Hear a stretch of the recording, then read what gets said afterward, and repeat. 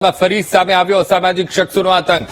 Satellite વિસ્તાર અને જ્યાં એક સોસાયટીમાં અસામાજિક શખ્સોએ તોડફોડ કરી હથિયારો સાથે સોસાયટીમાં ઘૂસીને 5 થી 6 શખ્સોએ આતંક મચાવ્યો હતો। વાહનોમાં તોડફોડ કરી આતંક ફેલાવ્યો। સોસાયટીના સ્થાનિકો સાથે પણ અસામાજિક તત્વોએ તકરાર કરી હતી। અમદાવાદમાંથી ફરી અસામાજિક તત્વોનો આતંક સામે આવ્યો છે। અમદાવાદનો સેટેલાઇટ વિસ્તાર અને જ્યાં એક સોસાયટીમાં 5 થી 6 લુખ્ખા તત્વો ઘૂસી ગયા અને આતંક મચાવ્યો હતો। સેટેલાઇટ વિસ્તારની આ સોસાયટીમાં તોડફોડ પણ કરી અને રહીશોમાં ભયનો માહોલ ઉભો થયો હતો। હવે આપણે આ સીસીટીવી ફૂટેજ બતાવી રહ્યા છે। સેટેલાઇટ વિસ્તારની એક સોસાયટી જ્યાં આ અસામાજિક તત્વો ઘૂસ્યા હતા। તલવાર જેવા હથિયાર સાથે અંદર ઘૂસ્યા અને આતંક મચાવ્યો હતો। તો સોસાયટીના રહીશો જ્યારે બહાર આવ્યા ત્યારે તેમની સાથે પણ તકરાર કરી હતી।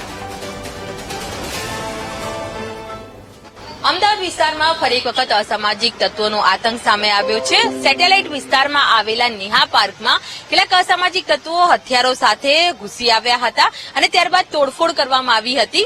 નેહા પાર્ક સોસાયટીની અંદર મિત્ર સાથે થયેલી જે ઝઘડાની અદાવતમાં આ પ્રકારે આતંક મચાવ્યો હોવાનું સામે આવ્યું છે।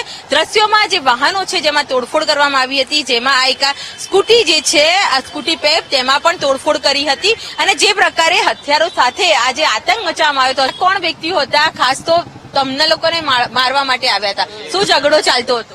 એક સાહિલ દેસાઈ હતો અને એક પાર્થ દેસાઈ અને બીજા 6-7 જણ, એમના નામ નહીં ખબર। આ ભાઈબંધીમાં એ લોકોએ ઝઘડા કર્યા। ઝઘડા કરીને મારવાની ધમકી બી આપી અને અહીંયા આવી ગયા હતા। ડાયરેક્ટ સોસાયટીમાં લોકોને બીવડાવતા હતા કે તમે ઘરે જતા હોય તો તમને બી મારશું। આવી રીતે ઊંધી સીધી એ લોકો વાતો કરતા હતા। હથિયારો સાથે આવ્યા હતા? હથિયારો સાથે આવ્યા, તલવાર, ધારિયા, લાકડી ને બધું લઈને। સોસાયટીમાં કેવા પ્રકારનો ડર ઉભો કર્યો તો હથિયારો સાથે જે રીતે તોડફોડ કરી રહ્યા હતા? હા, અમને એમને ડર લાગતો, અમને બીક લાગે કે રાતે અમને ઘરમાં ઘૂસીને અમને મારી જાય તો કોણ જવાબદારી? અમારા છોકરાઓને એકલા બહાર જાય નીકળતો જવાબદાર કોણ લેશે અમારા છોકરાની? બરાબર છે ને? જોયું જે રીતના હાલ આજે આતંક મચાવ્યો હતો અસામાજિક તત્વોએ, સ્થાનિક રહીશોમાં એક ડરનું વાતાવરણ ઉભું કર્યું હતું। જે પ્રકારે પેલેડિયા મોલની અંદર હથિયારો સાથે જે અસામાજિક તત્વો ધસી આવ્યા હતા, અંદરના ઝઘડાની અદાવતમાં તોડફોડ કરી હતી, તેવી જ ઘટના નેહા પાર્કમાં પણ થઈ હતી। જે યુવાનો જે છે તેઓએ પણ આ જયારે ઘટના બની ત્યારે જે સ્થિતિ હતી તેને લઈને વાત કરીશું। આજે યુવાનો જે આવ્યા હતા તોડફોડ કરી રહ્યા હતા, શું લઈને આવ્યા હતા? તલવાર લઈને આવ્યા હતા, પછી 2-3 ધોકા ને એવું બધું હતું। 5-6 ગાડી કરતા હતા સોસાયટીમાં, બધા લેડીઝ હતા। ખરાબ ગંદી ગાળો બોલતા હતા એ અને આખી સોસાયટીમાં ફરતા હતા કે બધાને મારશું, ના કરીશું, તેવું કરીશું। હજુ જે અસામાજિક તત્વોનો જે ત્રાસ હતો તે સીસીટીવી કેમેરામાં કેદ થયો છે, વિડીયો પણ સામે આવ્યો હતો અને જે મિત્રો વચ્ચે થયેલી તકરારમાં તેઓ હથિયારો સાથે આવીને ફરી એક વખત આતંક મચાવ્યો હતો।